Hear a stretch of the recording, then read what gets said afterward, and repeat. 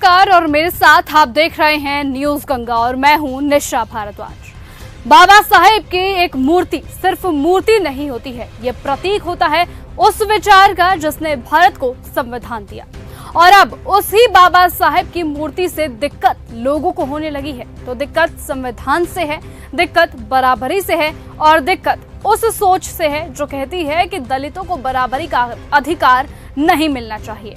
Gwalior high court में इन दिनों जो हो रहा है वो न्याय की नहीं जातिवाद की तस्वीर पेश कर रहा है।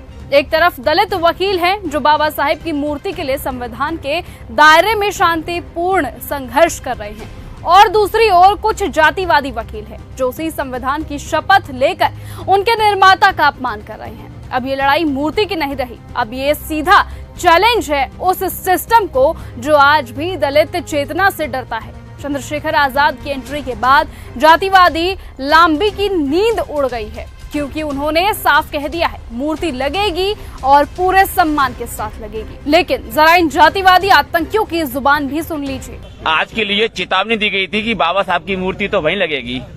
अब मैं बताना चाहता हूं आपको कि ये हम लोग यहाँ आ चुके हैं और ये पूरा कैंपस यहाँ खाली पड़ा हुआ है। ये कहाँ है ये लोग?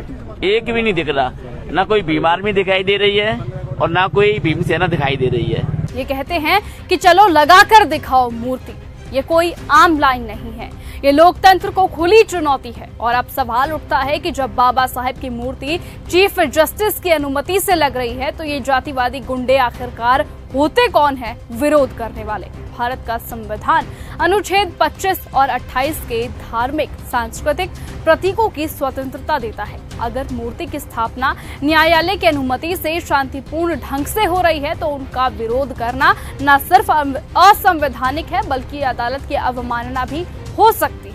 साथ ही बताएं कि सोशल मीडिया पर यह चर्चा है कि जिस तरीके से ये लोग विरोध कर रहे हैं वो पूरी तरह से गलत है और लोग भी अब आवाज उठा रहे हैं कि बाबा साहेब की मूर्ति ग्वालियर हाई कोर्ट में लगाई जाए। साथ ही आपको बताएं कि अगर कोई वकील इस काम में बाधा डालता है तो बीसीआई यानी बार काउंसिल ऑफ इंडिया के अनुसार उनका लाइसेंस रद्द किया जा सकता है। तो सवाल ये है कि इन जातिवादी वकीलों के परमिट अब तक रद्द क्यों नहीं किए गए हैं?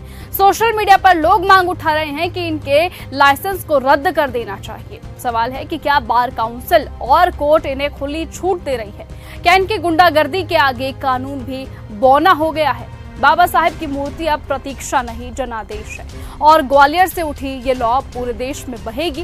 ये सिर्फ ग्वालियर का मामला नहीं है। अब सवाल ये है कि इस देश के हर कोर्ट परिसर में संविधान निर्माता को जगह मिलेगी या फिर नहीं। ग्वालियर हाई कोर्ट अब इतिहास लिखने वाला है। बाबा साहेब की मूर्ति लगेगी पूरे स्वाभिमान और सम्मान के साथ, ऐसा चंद्रशेखर आजाद की पार्टी यानी भीम आर्मी ने खुलेआम ऐलान कर दिया है, क्योंकि अब ये मांग नहीं रही, ये बहुजन समाज की संवैधानिक चेतना का संकल्प है। फिलहाल अब देखना होगा कि बाबा साहेब की मूर्ति कब तक वहां पर स्थापित की जाती है और क्या आप चाहते हैं कि सचमुच बाबा साहेब की मूर्ति को वहां पर स्थापित किया जाए? तो कमेंट सेक्शन में अपनी राय लिखना बिल्कुल ना भूलें और ऐसे ही लेटेस्ट अपडेट और खबरों के लिए आप बने रहे और देखते रहिए न्यूज गंगा। नमस्कार। ऐसी ही खबरों को सुनने और देखने के लिए सब्सक्राइब करना बिल्कुल मत भूलिएगा चैनल न्यूज गंगा। खबरें अच्छी लगी तो लाइक का बटन दबाना बिल्कुल मत भूलिएगा। कमेंट बॉक्स में टाइप भी कर सकते हैं और हाँ, शेयर करना भी बिल्कुल मत भूलिएगा।